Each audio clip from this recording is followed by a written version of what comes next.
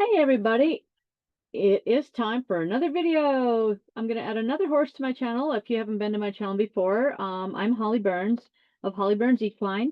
And on this channel, we talk about restoring horses' hooves back to their anatomically correct state using the anatomically correct trim, which is the words that we call it TACT for short.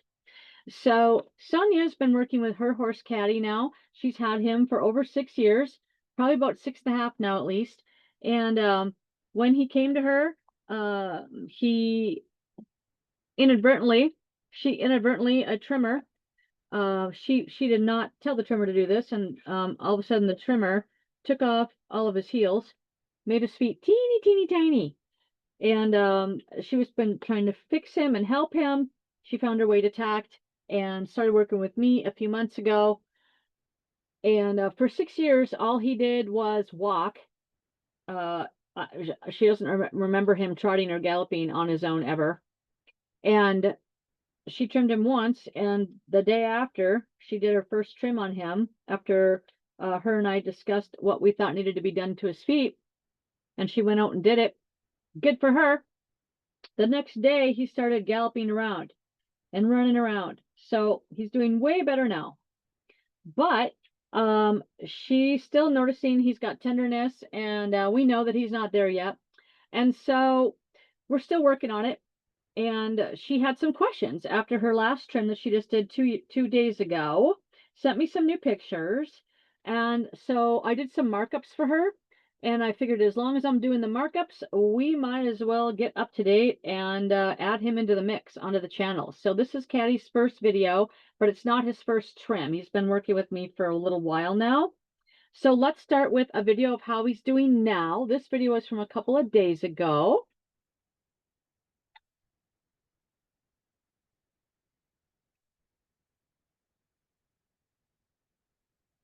And he's the red horse.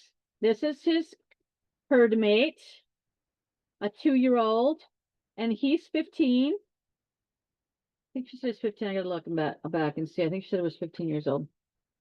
Catty is. He's the red horse. So he's not that one. He's that one.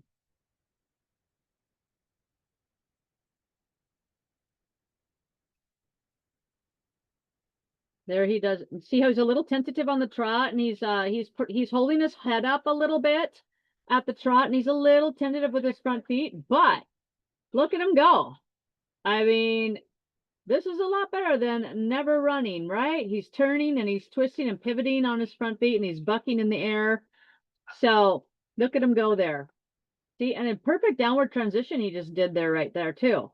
And this is pretty hard ground that he's on. Here is a video of him from a while back. I'm going to grab that one right now. So you can see how his feet were teeny tiny right in here. Look how short they are from the hairline to the ground. They're just little miniature hooves. This is after the trimmer trimmed him. She fired that trimmer after that day. Here he is that day. Not happy. Poor guy. Look at his missing feet. Poor guy. So that's how he was feeling that day. And so he's really making really good progress from here. You know, he's really just pulling against her. He's barely wanting to walk over the gravel driveway there. So he's doing way better than he was. So let's bring up his current pictures, and I'm just going to go over what she needs to do on this trim. And I'll tell you where he's at more when we look at the pictures. Okay, here's his current side view. So we're working on getting this part of the foot to expand properly and stand up properly, but she's come a long ways from that day. I don't know her toe measurement. She could tell it to me, I'm sure, but she's got to be in the TACT range because she's a very, very adamant TACT mapping trimmer. So, and he's only 14 hands, so I'm sure he's at the TACT measurements there for his toe. It looks a little bit on the short side, but I'm going to go with the fact that she's doing a tacked measurement on that toe. And so we're going to go with that. What he really needs is he just needs his heels opened up, and then this will gradually start standing up. This was slanting down a lot more, and it's starting to really stand up and push up the hairline. When these lamini stand up straighter, you can see how everything coagulates right here. Like this meets this right here. So these are going parallel, and then suddenly these start going more forward, and that they kind of smush in right here in the middle of the foot, and they make a little arch. That is a sign that you have a bound foot. The back of the foot is pushing forward into the front of the foot. And so we're going to get the back of the foot to expand and open up, and then that'll give room for the inner anatomy that's smushed in there that's causing his tenderness. And she's doing a great job of getting him there, but she wanted some pointers on what else she could do after her last trim. And I found several things that I thought she could be doing. So let's get into them. Let me show you the markup of his foot. I think I've got a sole shot next. Yeah, let's go to the sole shot before I show you the markups. So here's the sole shot. And this is 2 days after his last trim. She's working on growing out this chipped spot here. So we'll get into the markups after I show you the foot. I just wanted to show you the foot. You guys can now, you can assess it yourselves without what I say. So let's test yourselves, see what you guys think before I speak, okay? So you can just look at the foot. You can pause the video. Okay, here's the next view. Here's the heel view. You can pause and look and see what you think. And here's the back view. Okay, now I'll get out my pictures and we'll just go through them. Okay, so what is happening so far is that his buttresses are curled down and around, and I'll show you that on a different view. So when they uncurl, then they'll come straight back instead of curling around. When they don't curl around, they go up straight. What happens is you get a longer foot, right? So he'll have more foot. So this is still curling down and around right here, and I can see that because the back of the foot is a lot like my mare Lana's that I was working on getting her unbound, and she kind of really taught me all about bound up heels through my journey with her. And you can see the video on her on my channel if you're interested. It's a whole video. And so that's what's happening still here is we're getting this part to open up and come back. You know, he's got his toe he needs, he's got his pillars he needs, he's got his quarters he needs, but he doesn't have the back of the foot that he needs yet. So, of course, that's what was destroyed. And that's the hardest thing for trimmers that don't know tact to bring back. They pretty much don't bring it back. They don't know what the foot is missing. And they just keep trimming to that for years and years and years and years and years. And these horses go through the rest of their lives without the back of their feet. But Sonja understands tact, and she is bringing back the rest of his foot. So let's go through my other pictures. Let me see which ones I've got here. I want to go to this one next. So let's go to the solar view. So these are the things I found that she could do after her last trim. So I want to show you guys that when this is pulled up like this, what I noticed is this little spot right here needs to be released because this is pulling this together and pulling this together like a little corset, or like Sonja says, like little shoelaces all tightened up right here. You got to loosen up the shoelaces. And I call it like that. I call it, you know, it's holding the foot hostage. And she did really good with getting out the displaced frog stay area right here, because there used to be a big flap right here, but she took it out. So she's done really good with that, but she needs to go a little bit more to the hairline and cut this out right in here and release this, because if you can see, it's still being held right there. That's why you have to get all the way to where the hair starts. See, the hair starts down here and it's still bound up kind of right there. Let me bring the other picture up. It's in my downloads folder. Let me bring it up so you can see. I think I downloaded it in my downloads here. No, I just downloaded the back picture. Okay, hold on. Well, let me go get it quick. Okay, so right there, you're just missing this little hairline spot right there. Just a little spot right there. If you trim right in there and get that down to the hair line and open that up just a little bit. So I would cut just a little V. I would take my hoof knife and I would slice down a little bit right there, and I would see what happens. And just cut a little bit of a trough right to there. And that will, I mean, there's no way it can hold together. If you cut that apart right there and slice that, it's not going to just go hold itself there, right? It's going to have the force of the horse walking is going to push that apart. And so that's what I would highly recommend that you do next, is get that little spot right in there. And then I wanted to address, so that's this spot here that I have traced, and that little, I wanted to show you with the blue lines. I'm showing you how everything swoops right in. You got to find it, that swoop spot where they touch together. You have to get it trimmed, the whole place that they touch, all the way to the hairline. So she just missed a little bit. That's all. She's just got to be a little bit more brave. And Sonja's getting really good at cutting this part out. She's been real nervous about starting to do all that, and she's not as familiar with the hoof knife and not as confident with her hoof knife, but she's really getting it now. She's starting to work more with her hoof knife, and that'll really help with her trimming. So now let's go to what I see over here. This is curved around. This is curved right here. It bends right here, right? And these should be out to like here, which is where I traced in green. The green line is where the buttresses should be. They should be straight down to here. And that'll all happen as this relaxes and comes out. That's going to straighten this out, right? As if you're opening a door. If you open a door and that's hinged back here, and I open this door, what's going to happen? This is going to straighten out right here. So the blue line is where it is now. The green line is where we want it to be. So we need to have this much open up. Well, how do we do that? Well, this is one of the culprits right here. When you get this big wide V right here where the bar attaches to the sidewall, you got to get rid of that, because this right here is holding the whole buttress in a curve right there. It's like, oh, I'm holding on to you. I got you. I got you. I'm good. We're good. We're staying right here. We're holding this foot together. You're like, no, we're not. We're going to release you and you're going to expand straight down. But it has to stop holding on, holding hands with the bar. So you take your hoof knife and you carve from the inside, and you clean out that seat of the corner. You keep carving until you get a straight bar line. If you got a swoop like this and you know you want to get this buttress down straight, you clean all that out. So you clean that out and get all that out and get that flap. There's a flap going on right here too. She's got a lot of excess sole this time. So we're going to talk about that. Here's a big flap of bar. That's a whole flap. That needs to come out. You need to trim that whole thing out. Trim, trim, trim, trim, trim until you see a straight line attaching down to the very tip of the buttress.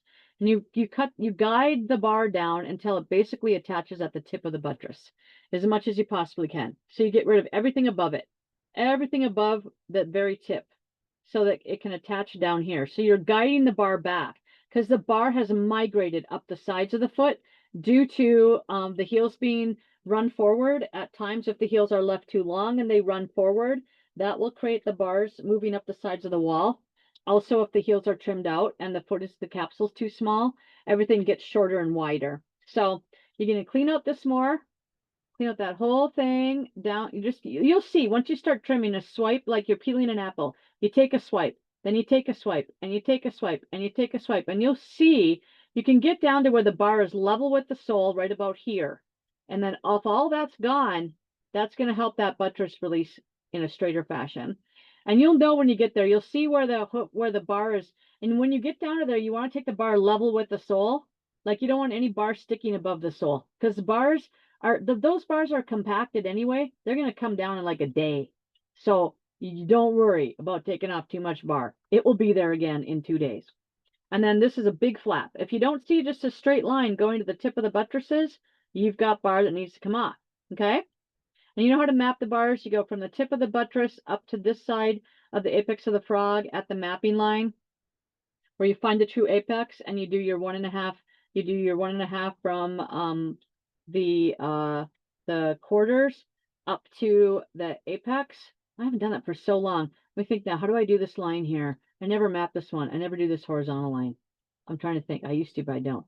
So you do the heels. You go 1.5 inches forward, and then another 1.5 to this line. You have to review that. But you want to find your true apex of the fog, and basically you just take a line from here and you go to the side of the apex, and that's where your bar should be. And then you go from here to the side of the apex to the true apex, and that's where your bar should be. So you see how the bars need to come down a lot on this side and this side. So yeah, the first thing I always do whenever I trim a foot, the first thing I always do is measure the heel height, the toe height on the outside of the wall, the pillar height on the outside of the wall, and those are the three, and then I measure back 1.5 inches, or go forward 1.5 inches. From the true apex of the frog, I go forward 1.5 inches, but I use my rasp, which was a 2-inch wide rasp, and that's where I mark where the end of my hoof wall is going to be, is at that 2 inches out. But you can make a line at 1.5 inches, and then you bevel back to line. And these are all parameters for certain size horses. This horse is a little smaller than average. He's only 14 hands tall, so his measurements might be a little wee smaller than that. But anyway, so those are the ones I always use. And there's a protractor method of getting your line straight to the center of the foot to make sure that you're making both sides of the foot straight as well, and that you're not twisting the frog to one side or the other side. And that's all explained in our main TACT YouTube page, where Linda has done a mapping video, and she has it pinned to the top. It's on the Anatomically Correct Trim YouTube page, so you can find it there. So I won't go into all that here. Okay, my question for you, Sonja, was this is a lot longer than this. So is this shorter than the measurement you want? If it is, then that's fine. If it's not, then you want to even those up. If it were me, there's no way I could leave that without beveling that. That would drive me bonkers. So I would probably bevel the tip of that so that it's more rounded to about here, so that when the horse walks on it, it doesn't keep wanting to chip back and chip back and chip back. I would round it, make it as least likely to chip off as possible. And the more it's just hanging out there, the more he's got a chance to keep breaking it off back here and keeping this chip going. So I would round it down, because, you know, when they walk over something rounded, it's not going to chip off. If they walk over something sharp and square, it's more likely to want to bend and cause a chip, right? So that's what I would do for that. And then these markings here, so I put a question mark because I didn't know if you had found the true apex of the frog when you did your trim, because it looked like I couldn't tell from 2 days out, because, you know, they walk on it, so you don't know. So just make sure you're unbinding this here so this can come back, because as the foot expands backwards, the frog will then also move backwards. And so we want to make sure that you're finding the true attachment of the cartilage to the foot, so that you've got the true apex there. And then you've got a lot of excess sole. I know you're worried about the sole and all that. But you got a lot of excess sole, and you can't have all that excess sole, because that causes pains when the horses are walking. It makes little bumps inside the sole that bump into the soft part of the foot when they're trying to walk. And that can make them real sensitive. Some horses are really sensitive to that. My mare and my gelding were both pretty sensitive to that. If I took this off and I took a way down to fresh sole, and then I went trail riding on rocks like 2 hours later, that same day, they would be a little ouchy right there. So I try to make sure that I keep abreast of this and don't let it get into a big, huge thing. But, you know, all these things can happen very quickly, but you're only 2 days out from a trim. So that's why I'm telling you these things. If you're 6 weeks out from a trim, you would have this here. If you don't touch your horse for 6 weeks, it's going to come back really fast. But if you're doing your horse more often, I try to keep up on those spots and just keep them normally trimmed down with my Evo bar and sole rasp. That's EVO bar and sole rasp. Then I can trim it and they don't care. But if it's really big and I go to really, you know, taking the whole thing off in one day, sometimes they're not crazy about that. So I try to prevent that. So you've got callus sole here, callus sole here, callus sole here. So what you want to do is, and then this big flap. So what you want to do is you want to take your hoof knife. Now, if the foot is like cement, you might not get anywhere with that. And that might be why you didn't do it, because you might be like cement and it might be the dry season. If that's the case, you still got to try to do something there. So catch it on a wet day on the dew in the morning, or put the hoof boots on and let them sit with some wetness in his boots for a couple hours, and then you'll be able to trim them. So do something to soften it up. You know, pick a trick and get them. Now, the other thing I do, if I'm doing feet when it's real dry out, I can start with my Evo bar and sole rasp, and I can scrape this back and forth, and it feels like I'm just rubbing on pure, raw, slippery shoe leather, and it's rock hard, right? But then after a while, it'll start catching a little bit of sole, and then the next time around, it'll catch a little bit more sole, and it'll start opening up some of the new white sole. And once it does that, then it can grip pretty good, and then you can get in there and you can just do a light rasp to get that off. on both sides. That's what I do. I always start with my Evo bar and sole rasp to save on my hoof knives. It keeps my hoof knives a lot sharper if I only use them for carving and scraping the sole after I've already done it. Or if it's a soft hoof day, then I'll do it all with my knife. But, and for you grinder people, you know, you don't care about that stuff. You can grind any day. And you can, that's another idea. You can use a grinder to take the top part of the sole off and you can finish with your knife. So you'll find once you get to the white sole, then of course everything is so much softer. So that's pretty much really big things that I think will make a really big difference for you, is just keep working at that back of the foot, getting better at that, and helping everything be movable. That should be a big difference. So I'm just going to check and see if there's anything else I wanted to touch on. Yeah, I do have some other views marked up here, and then we're done. Okay, I just wanted to briefly say that when looking at this view real zoomed in, this is where I would cut. I would just slice to there. There's the hairline. So you can, you know, just give it a little room to grow, to space out, you know, little room for space, right in a little breathing room, right in there. And that's all you got to do. I mean, you are so close. You have it all done, except for just that little spot right in there that you just didn't go quite far enough. That's all. And then, of course, the other things that you have to help move, though. You really got to get good at your bars and seat of the corn. Anybody that's a generic statement. Like a person has to get good at their bars and their seat of the corn in order to get these feet to expand properly. And here's the foot. I was wondering if this was the marking for TACT, with that one, because this one looked longer from underneath than this one did. So you'll just be able to tend to that and you decide what you want to do. But like I said, I would keep rounding these off with a little bevel on the front so the breakover is more beveled.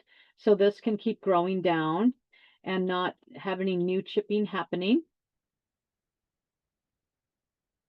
And there was one other, and this is a picture of him standing square from 2 days ago. Yay! Awesome! Awesome job.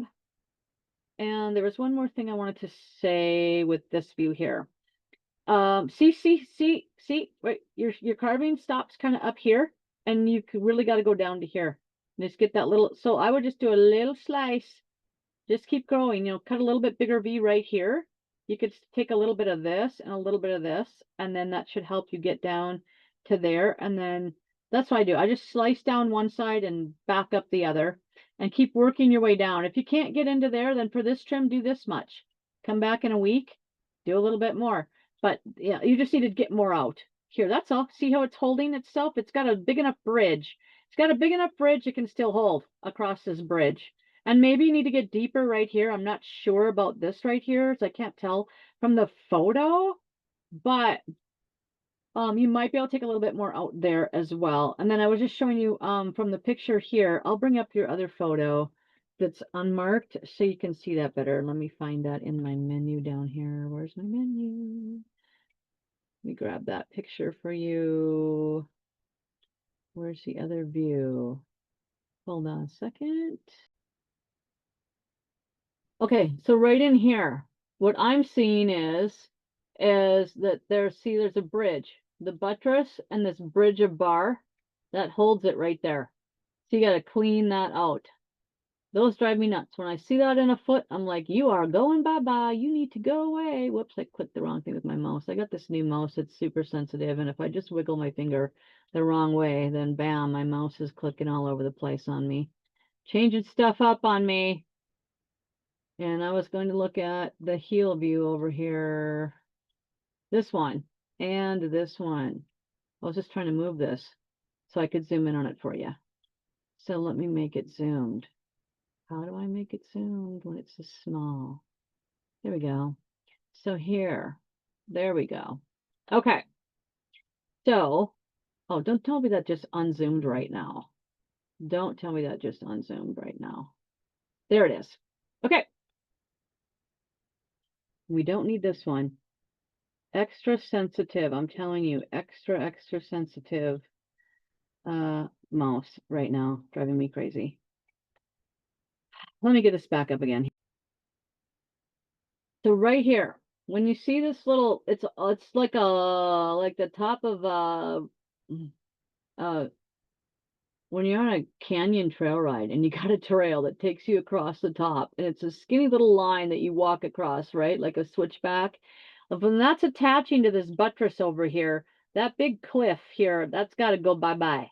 You want just a straight little line attaching down to here. So you want to get rid of that. You need to cut that off. So what I do with my knife is I start on this side and I cut towards, and I cut towards, and I cut towards, and I get rid of that, and I make that all nice and straight down to like here, attaching down here. So see how much lower the bar is going to attach? When you get rid of that little triangle of area right here, your bar is going to attach down here. It's not going to be way up high on the sides of the wall. And there's a big area right here, a triangle right in there with excess tissue right there on the right side that's attaching. So what that's doing is it's pulling the wall in, and that's pulling the wall. That's going to hold the wall right where it is, right? So I find if I get rid of those and guide those down, that makes a huge difference for these buttresses uncurling and straightening out and moving back. So hopefully that should help you. Another idea is that Sharon has been, my friend Sharon on the TACT group has been working on doing notches on the quarters and not doing anything here and just notching the quarters right there and right there. And she's been having some really big expansion happening from doing that. So if you want to explore that, we can explore that next. I feel like you're so close with this that you really, if you just do this, everything should just really just do what you want it to do. So I don't really feel like you have to do both at the same time. I think they're both tools that work really well to expand the foot. If you want to do both at the same time, you can. With your particular horse, your heels aren't really run forward. So if you had a case where the heels were really, really slanted and run forward, I would probably say let's be super aggressive and try both at the same time. If you want to, you can, but I know that for you, you're probably not that comfortable with cutting that since you already have a big notch in the front, and you're not that thrilled about getting in there and cutting that out with your knife and stuff. So I think for your confidence level as a trimmer, and I know myself, I tried taking some notches out a couple years ago, and it didn't feel. It's something I would definitely have to practice too. So I just didn't go back to it. But now seeing Sharon do it, I get more confident too, and I'd be open to trying it as well. But I have such great luck with this right here that I just haven't felt like I need to do anything else, because this has just been my key for pain. Like all you do is open this up here and the horses immediately come sound like yours did when we did the first trim, and they start running around and they're happy again, and we continue to restore their feet. So that works for me, and the notches are working great for Sharon. So it's a personal choice of what you want to do as a trimmer. Just like I don't use a grinder because there's some personal reasons why I don't. I don't want my horse breathing in all that stuff. I don't want my horse breathing in the possible fungus fibers and things that can come from the grinder. So I don't. And I'm real happy with what I do for tools. So everybody has their own personal decision of what they want to do with their horse's feet. So hopefully this helps you a lot, and we'll see what happens in the next trim. Thank you for watching, everybody.